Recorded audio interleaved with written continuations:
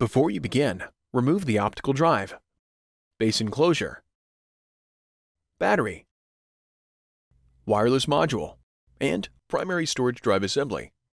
Removal. Important: make careful note of the routing of the wireless antenna and display panel cables for later replacement.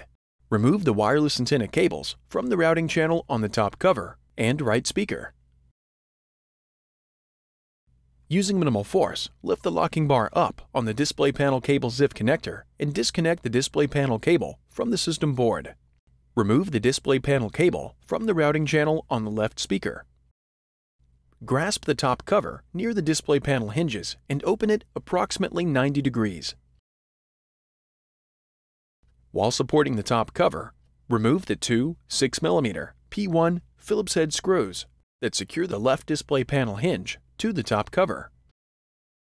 Remove the two 6mm P1 Phillips head screws that secure the right display panel hinge to the top cover. Slide the alignment pins on the top cover out of the display panel hinges and remove.